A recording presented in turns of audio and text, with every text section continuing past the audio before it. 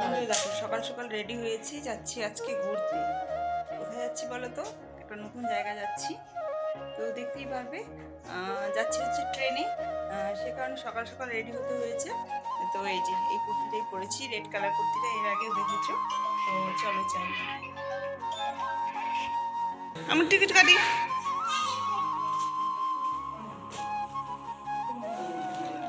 চলো চলো চলো, এই যে টিকিট কাটা হয়ে গেছে, আসো চলো তাড়াতাড়ি। মালার টিকিট কেন কাটবো না? হ্যাঁ ফোন করছে, চলো।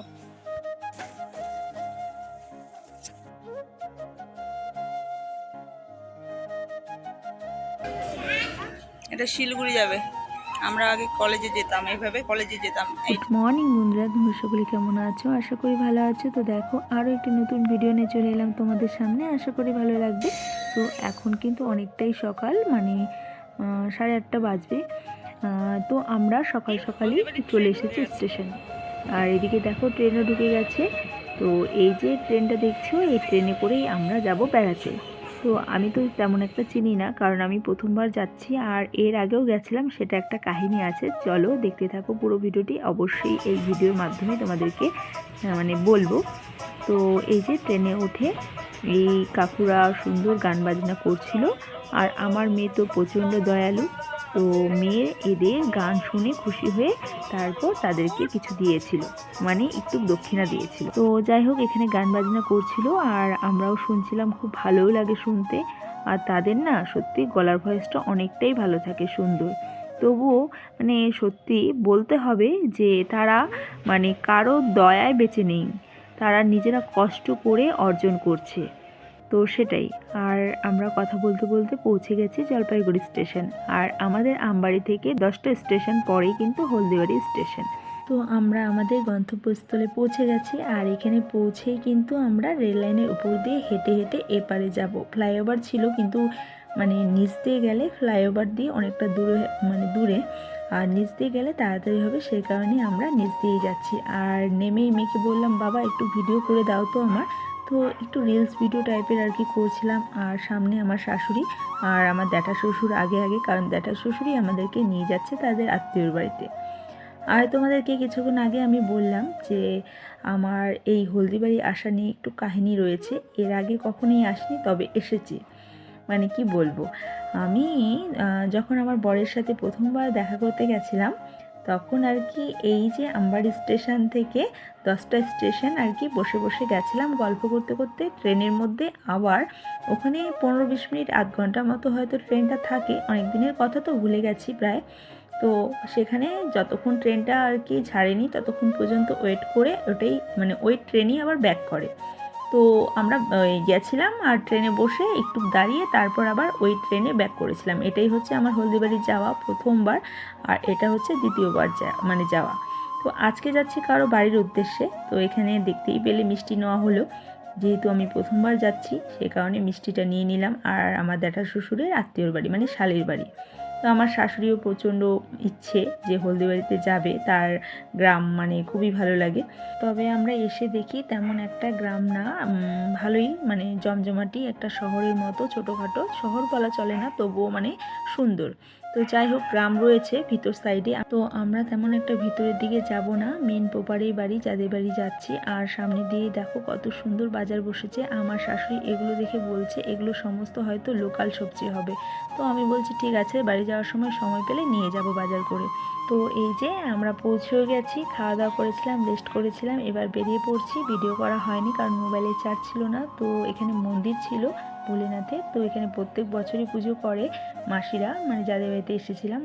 তো এখানে প্রণাম করে অনেক সুন্দর বেলের চারা হয়েছিল, তো বেলের চারাও নিয়ে এসেছিলাম বাড়িতে লাগাবো দেখে। আর এখানে দেখো টোটোতে করে যাচ্ছি, এই মুহূর্তে আমার জ্যাঠা শ্বশুর মন্দির দেখতে পেয়ে নেমেছিল, নেমেই প্রণাম করলো, মানে প্রচণ্ড ঠাকুর ভক্ত। যাই হোক, ঠাকুর ভক্ত হওয়া ভালো। আর দেটও কিন্তু খুবই ঠাকুর যত্ন করে, খুব সুন্দর পরিপাটি করে পুজো দেয়, মানে কি বলবো, খুবই সুন্দর।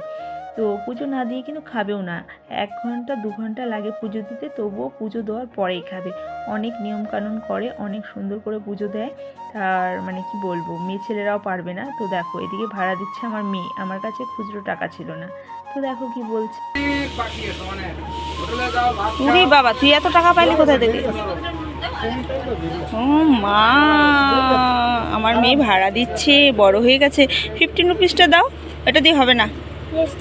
তো এর আগে এসেছিলাম, মানে এত কিছু দেখিনি, মানে এই পাশটাতে আসিনি, এটা হচ্ছে ব্যাক সাইড। তো আর আমরা নেমেছিলাম প্ল্যাটফর্মে, তো সেই কারণে এই পাশটাতে আর মানে ঢুকিনি দেখে দেখা হয়নি। তো এখন আর কি টোটোতে এসেছি দেখে আমাদেরকে এদিকটাতে নামিয়ে দিয়েছে।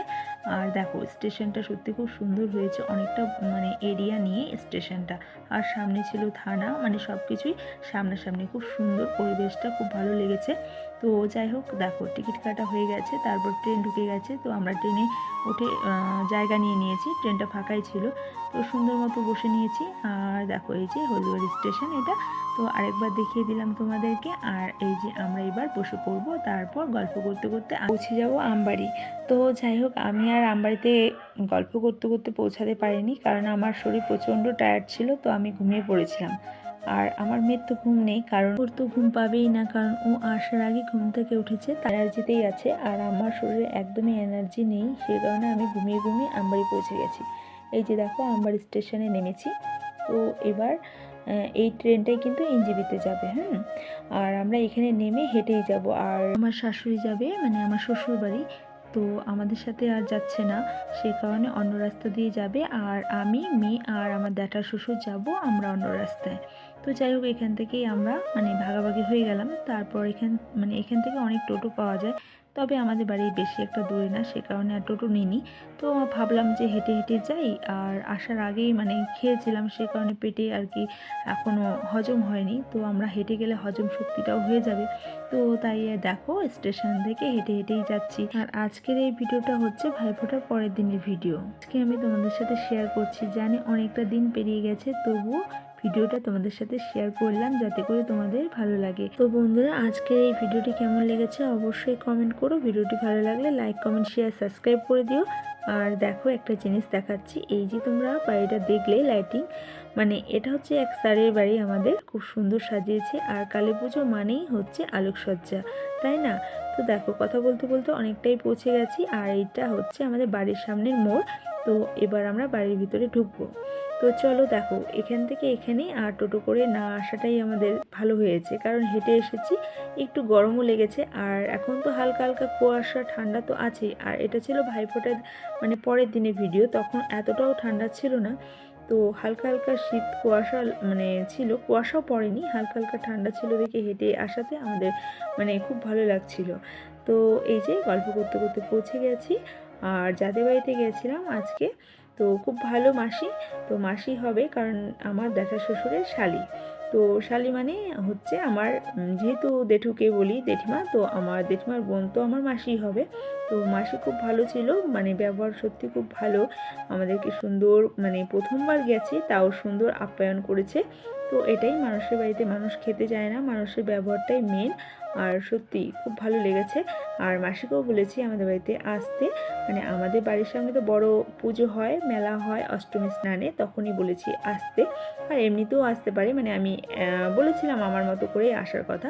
তো যাই হোক, খুব ভালো লেগেছে ঘুরে। তো এতটুকুই ছিল আজকের ভিডিও। Tata, bye bye.